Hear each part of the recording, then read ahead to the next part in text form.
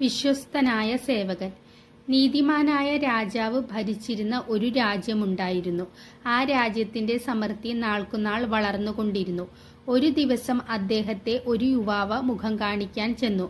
മഹാരാജൻ, ഞാൻ അടുത്തൊരു രാജ്യത്തെ രാജകുമാരനാണ്. നിർഭാഗ്യവശാൽ എനിക്ക് രാജ്യവും കുടുംബവുമെല്ലാം നഷ്ടമായി. ഇനിയുള്ള കാലം ഞാൻ അങ്ങയെ സേവിച്ചു ജീവിക്കാൻ ആഗ്രഹിക്കുന്നു. യുവാവ് പറഞ്ഞു. നിനക്ക് എന്തു ജോലിയാണ് ചെയ്യാൻ കഴിയുക? രാജാവ് ചോദിച്ചു. ഞാൻ അങ്ങയുടെ അംഗരക്ഷകനായി പ്രവർത്തിക്കാം. യുവാവ് പറഞ്ഞു. അതിന് നിനക്ക് എത്ര പ്രതിഫലം വേണം? ദിവസം 500 സ്വർണ്ണ നാണയം.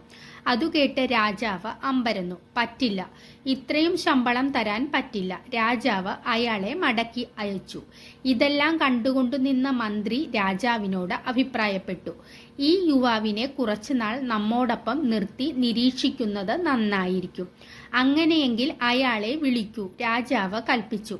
രാജാവ് യുവാവിനെ വിളിപ്പിച്ച് കൊട്ടാരത്തിൽ ജോലി നൽകി. വൈകുന്നേരം പറഞ്ഞതുപോലെ 500 സ്വർണ്ണ നാണയങ്ങൾ ശമ്പളമായി നൽകുകയും ചെയ്തു.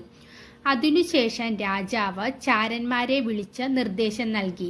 ഇയാൾ ഈ 500 നാണയങ്ങൾ കൊണ്ട് എന്താണ് ചെയ്യുന്നതെന്ന് കണ്ടുപിടിക്കുക. രാത്രി തന്നെ രാജാവിന് വിവരം കിട്ടി.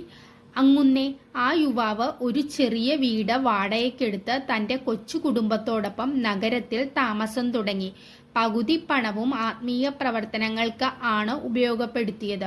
കുറെ പണം നിർധനരായ പാവപ്പെട്ടവർക്ക് നൽകി.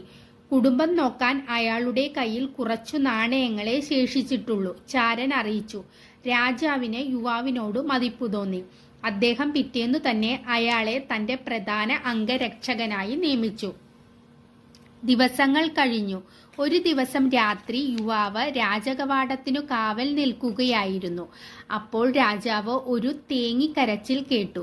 രാജാവ് യുവാവിനോട് ആരാണു കരയുന്നതെന്ന് നോക്കാൻ കൽപ്പിച്ചു. യുവാവ് പോയതും രാജാവ് പുറകെ ചെന്നു. അത് യുവാവ് അറിഞ്ഞിരുന്നില്ല. യുവാവ് കവാടത്തിനു പുറത്ത് കരഞ്ഞുകൊണ്ടിരുന്ന ഒരു സ്ത്രീയെ കണ്ടു. എന്തിനാണ് നിങ്ങൾ കരയുന്നത്? ആരാണു നിങ്ങൾ? യുവാവ് ചോദിച്ചു. ഞാൻ സമ്പത്തിന്റെയും ഐശ്വര്യത്തിന്റെയും ദേവതയായ ലക്ഷ്മിയാണ്. കുറെ കാലമായി ഞാൻ ഈ കൊട്ടാരത്തിൽ വാഴുകയാണ്. പക്ഷേ ഞാനിപ്പോൾ ഇവിടുന്ന് പുറത്തു പോകാൻ നിർബന്ധിതയായിരിക്കുകയാണ്. പോകാനാണെങ്കിൽ എനിക്ക് തീരെ താല്പര്യവുമില്ല. മഹാലക്ഷ്മി പറഞ്ഞു. അയ്യോ ദേവി, അവിടുന്ന് കൊട്ടാരത്തിൽ നിന്നു പോയാൽ എന്റെ രാജാവ് ദരിദ്രനായി പോകും.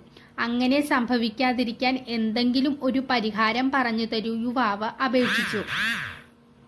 താങ്കൾ